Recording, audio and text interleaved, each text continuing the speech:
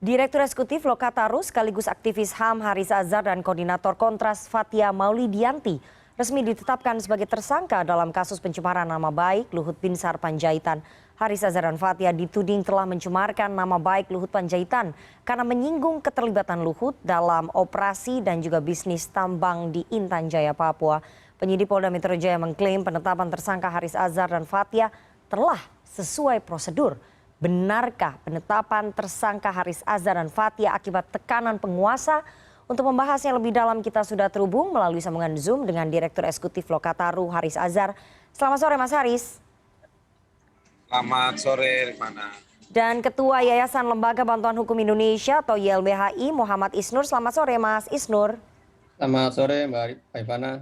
Oke, saya mau ke Mas Haris terlebih dahulu. Mas Haris, Anda dan Fathia akhirnya ditetapkan sebagai tersangka kasus dugaan pencemaran nama baik Luhut Panjaitan. Sejak kapan sebetulnya Anda tahu status Anda tersangka dan suratnya di dalam sprindiknya itu apakah sudah tertulis sejak kapan Anda naik status menjadi tersangka? Kalau tahunya baru Jumat malam ya suratnya diantar ke rumah saya. Oke. Tapi kalau sebagai tersangka kayaknya sudah 1 bulan. Gitu. Ini juga satu kejanggalan administratif dalam satu proses hukum. Oke. Kenapa penetapan saya sebagai tersangka baru dikasih tahunya lewat cukup lama waktunya. Kira begitu. Oke, ada kejanggalan administrasi karena hampir 1 bulan Anda ternyata sudah ditetapkan sebagai tersangka tapi Anda baru tahu hari Jumat kemarin. Selain kejanggalan administrasi, Mas Haris, bagaimana Anda menilai penetapan status tersangka terhadap diri Anda dari penyidik Polda Metro Jaya? Secara politis ya, dalam praktek diskriminasi, saya menganggap bahwa ini bakal terjadi. Tetapi kalau mengikuti aturan hukum yang baik, ada 2 kan, satu soal atau hukum acara, satu lagi soal materialnya. Oke. Kalau dari sisi ada banyak, tapi misalnya saya kasih contoh ya Rifana. Dalam pemeriksaan polisi yang terdahulu tuh saya tidak pernah ditanyakan soal materi sumber video saya, itu hasil risetnya 9 organisasi. Oke. Dan juga salah satunya adalah organisasinya Mas Isnur yang bicara. Jadi mereka selalu menganggap seolah-olah video saya itu menyebut nama Luhut, terlibat dalam soal bisnis tambang dan lain-lain, seolah-olah kayak saya ngalur ngidul aja dan bersama Fathia membicarakan itu. Padahal secara komprehensif video saya itu sempurna. Saya mengatakan bahwa cukup sempurna menggambarkan dari hasil riset Fathia, ada juga satu staf dari Papua yang juga menjadi narasumber. Nah, jadi kan sebetulnya itu nggak pernah diungkap. Itu satu hal dalam sisi materialnya maupun formilnya yang mau saya katakan. Jadi seolah-olah ini sepihak hanya melihat bahwa pembicaraan tanpa memeriksa fakta rujukan dari pembicaraan tersebut. Oke. Nah, berkali-kali kita bilang bahkan dari saat mediasi, silahkan datang, silahkan jelaskan, bahasa gampangnya adu fakta atau adu data. Oke, baik. Mas Isnur, kalau tadi Mas Haris menilai bahwa penetapan tersangka dirinya ini ada kejanggalan administrasi karena terlambat Mas Haris dan juga Fathia mengetahui setelah 1 bulan begitu ya, dan dalam materi pemeriksaan materi isi YouTube-nya ini tidak ditanyakan sumbernya oleh aparat kepolisian. Nah, dari YLBHI menilai apakah kemudian penetapan status tersangka kepada Mas Haris Azhar dan juga Fathia ini memang ada yang janggal, tidak sesuai prosedur seperti yang tadi disampaikan oleh Mas Haris? Ya, sebenarnya pertanyaan untuk kecurigaan dari kami sudah sejak awal, Pak. Sejak pelaporan. Jadi biasanya kalau LBH ya melaporkan peristiwa tertentu itu bisa berjam-jam, Mbak. Kami bisa seharian meyakinkan polisi bahwa ini ada tindak pidananya. Putar sana, putar sini gitu. Nah, ini kan pelaporannya hanya setengah jam saja, tidak cepat selesai. Jadi sejak awal kita sudah menduga bahwa ini ada campang istimewaan dan perbedaan dengan praktik yang biasa kami lakukan ketika pelaporan gitu. Dan itu juga berlanjut ketika misalnya ada praktik mediasi. Jadi mediasi ketika kita diundang, teman-teman diundang untuk mediasi, Nah, ketika tanggal mediasi sudah datang kita, terus Pak Luhut nggak ada tugas negara. Oke. Itu kemudian dianggap tidak ada kami tidak berusaha untuk mediasi. Oke. Di lain waktu, ketika ada kami tidak bisa, Pak Luhut bisa, itu dianggap kami tidak mau mediasi. Jadi kan mediasi itu harus mengupayakan semua pihak itu datang pada saat yang sama. Tidak kemudian karena Pak Luhut, karena pejabat gitu ya. Padahal dia melapor kata-katanya pesan pribadi. Tapi ketika dipanggil terus dari pejabatan, dia tidak hadir. Jadi mediasi sendiri begitu cepat diselesaikan tanpa ada upaya mediasi yang sesuai dengan amanat mandat dari mandat Pak Kapolri yang mendorong tadi mediasi dilakukan. Faktor seperti ini. Yang ketiga, sebenarnya ya ini bisa dilihat juga sebenarnya olah-olah ya semua berjalan sesuai dengan prosedur. Tapi ada hal yang tadi juga kita lihat ya, ada banyak kasus Mbak. Kita ingat misalnya kasusnya pelaporan Lavio Patra, kasus laporan berbagai jurnalis yang didoxing, kemudian di lain-lain. Sampai sekarang nggak ada kabarnya, nggak ada kelanjutannya. Bahkan saya tanya penyidik yang sama saat meriksa kemarin Fathia, Pak, Bapak kan penyidik yang sama yang meriksa kasus yang Ravio laporkan, kok nggak ada kabar kelanjutannya? Dia sendiri nggak bisa jawab. Artinya Anda melihat bahwa ada tebang pilih, apakah kemudian polisi dalam tekanan kekuasaan saat menangani kasus Haris Azhar dan Fathia ini? Iya, jadi akhirnya masyarakat melihat seperti itu. Kami melihat seperti itu, dugaan-dugaan ini kemudian menjadi wajar. Demikian, Mbak.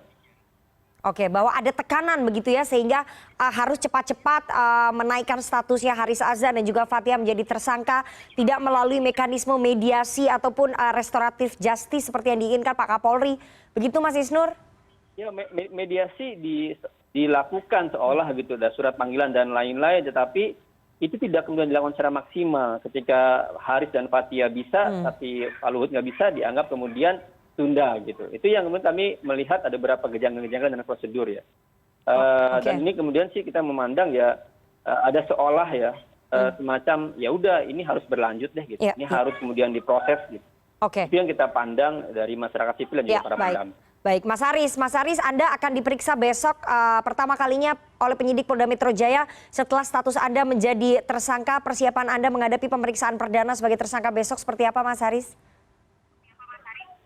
Ya, persiapannya biasa-biasa aja. Besok saya mandi, gosok gigi, pakai pomade, tangan dikit.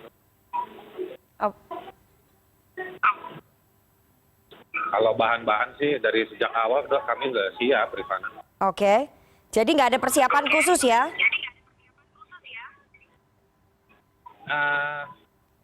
Maksud saya kalau itu kami sudah siap secara khususkan persiapan itu sudah sejak lama. Bahkan selama ini kami dapat banyak bahan-bahan baru gitu. Jadi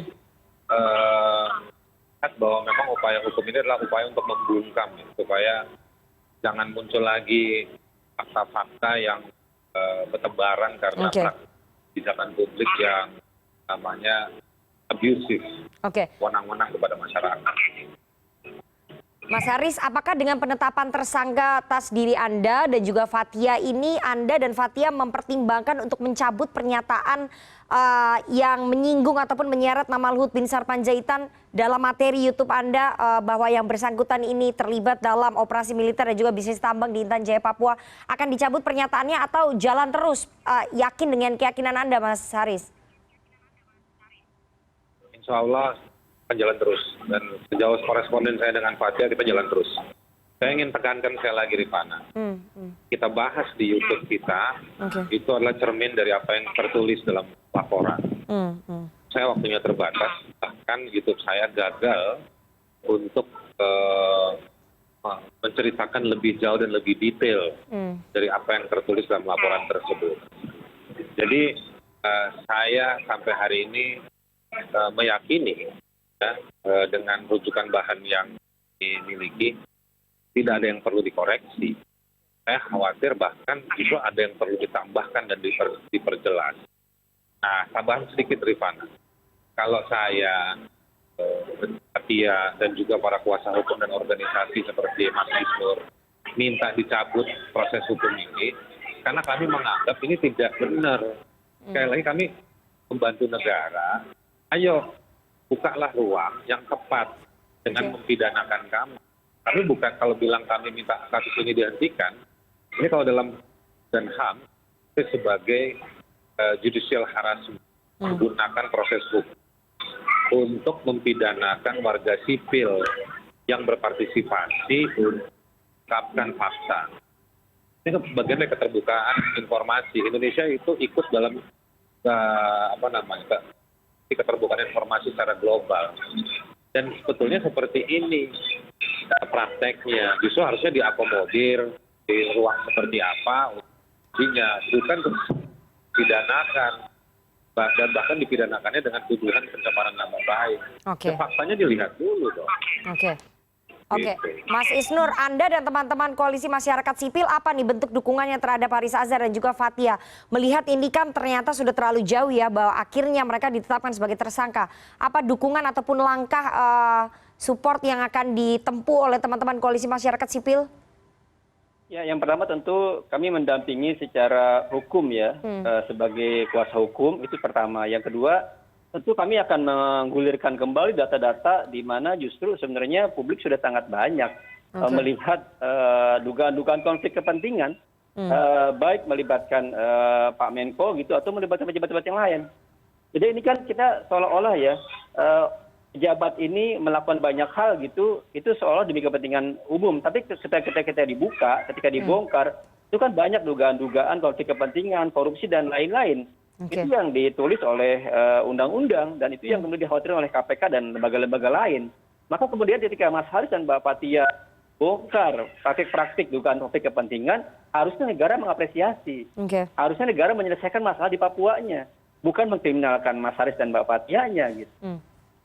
Dan kan sebenarnya terakhir kayak di UN ya, di PBB ngasih perhatian yang luar biasa. Agar adanya dugaan-dugaan kemudian kekerasan, pengungsian di internal yang tidak terurus, banyaknya korban-korban penculikan, kekerasan dan lain-lain, itu kan perhatian dari dunia internasional.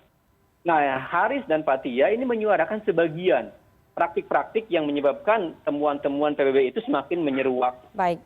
Harus pemerintah berbenah diri, memperbaiki Papuanya, bukan kemudian mempidanakan mereka. Oke, Mas Haris, apakah kemudian Anda dan juga Fathia akan mengambil langkah pra-peradilan terhadap penetapan tersangka ini? Ya, saya membuka diri ya kemarin ya, untuk tidak melancarkan tindakan-tindakan agresif yang diizinkan oleh teori-teori hukum dan juga aturan-aturan hukum. Tapi dengan situasi kayak begini, saya ingin aktif ke depan, melakukan sejumlah hal yang saya anggap itu adalah hak saya dan juga penting buat masyarakat secara lebih luas dan secara lebih global. Pra-peradilan itu salah satu opsi, tapi kami juga sedang menyiapkan sejumlah tindakan lain yang kami akan lakukan. Saya ingin mengatakan bahwa yang bukan segala hal itu bukan cuma pejabat negara, warga pun bisa. Gitu. Oke, tindakan-tindakan hukum lainnya apakah termasuk melaporkan balik Pak LBP untuk kasus ini atau mungkin Anda mendapatkan bukti-bukti ataupun laporan yang lain yang melibatkan Pak LBP? Sabar Rifana. Yakin kamu punya kesabaran untuk nanti mendapatkan informasi lebih lanjut dari saya dan kawan-kawan. Soal tindakan-tindakan hukum. Oke, apakah kemudian Anda dan juga Fathia mendapatkan informasi dari pihak penyidik Polda Metro Jaya kenapa kemudian Anda tidak ditahan? Apa pertimbangannya begitu? Aduh, kamu mesti tanya polisinya. Oke. Tanya saya. Belum ada informasinya ya Mas Haris ya? Belum. Oke, Mas Isnur terakhir apa dampaknya kemudian bagi demokrasi di tanah air berkaca pada nasibnya Mas Haris Azhar dan juga Fathia? Apakah ini akan memunculkan ketakutan kepada para aktivis dan juga masyarakat sipil, masyarakat biasa yang ingin memberikan kritik kepada pemerintah kemudian akan bernasib ujungnya seperti Haris Azhar dan juga Fathia seperti ini?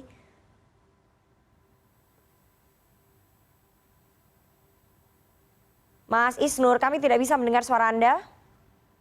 Iya, temuan dari lembaga survei itu sudah menyatakan seperti itu. Sekarang masyarakat takut buat bicara. Sebagai lembaga survei sudah menemukan bahwa masyarakat takut kenapa? Karena mudah dipidanakan. Undang-undang ITE menjadi alat buat membungkam. Jangankan masyarakat biasa, kira-kira gitu ya. Orang yang memimpin lembaga HAM saja dikriminalkan bagi masyarakat biasa. Dan itu sudah menciptakan ketakutan yang luar biasa dan juga sudah pada kemudian penilaian lembaga internasional.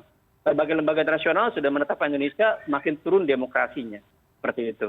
Dan ini tentu membuat kalau kita ingat di TAP MPR ya, plus 68 misalnya, demokrasi yang semakin terancam seperti ini berdampak pada seluruh hal gitu. Jadi pemerintah semakin sibuk membungkam aktivis, mengkriminalkan para pembela hak asasi manusia, tapi lalai mengurus minyak, lalai mengurus sembako, lalai mengurus hak-hak masyarakat yang lainnya gitu. Demikian. Oke, terakhir Mas Haris saya berikan kesempatan kepada Anda di dalam forum ini, di dalam diskusi kita, apa yang ingin Anda sampaikan mungkin menindaklanjuti ataupun menanggapi status tersangka Anda ini, pesan kepada seluruh masyarakat sipil dan juga aktivis yang ingin bersuara mengkritik pemerintah. Saya tahu berdasarkan persepsi publik belakangan ini masyarakat mengalami banyak ketakutan. Situasi seperti ini di mana kita banyak melihat kegagalan kita mengurus warga. Saya ingin mengatakan tetap harus bicara, tetap harus lakukan upaya-upaya baik dan benar. Kita nggak boleh takut masalah-masalah fisik yang jasmaniah itu harus kita bisa lampaui untuk kita terus mengawal yang namanya kebenaran, dan kita mesti yakin bahwa kekuasaan itu tidak akan selamanya, tetapi bahwa kita cinta negara ini, bahwa kita penting mengawal negara dan bangsa ini, itu lama dan lebih abadi dibandingkan daripada hanya takut dan menghamba pada kekuasaan. Kita harus jalan terus, kepala tegak. Tidak usah takut dengan siapapun yang kita hadapi. Makasih Rifana. Oke, baik, kita tunggu nanti bagaimana hasil pemeriksaan perdana Haris Azhar dan juga Fathia sebagai tersangka dalam kasus dugaan pencemaran nama baik yang dilaporkan oleh Menko Marves Luhut Binsar Panjaitan. Semoga yang terbaik hasilnya besok. Mas Haris, Anda dan juga Fathia siap untuk bisa menjalani pemeriksaan. Terima kasih sekali atas waktunya pada sore hari ini, Direktur Eksekutif Lokataru Haris Azhar dan juga Ketua YLBHI Muhammad Isnur. Mas Isnur, terima kasih atas waktunya kepada CNN Indonesia Newsroom sore hari ini. Sehat selalu Mas Haris dan juga Mas Isnur.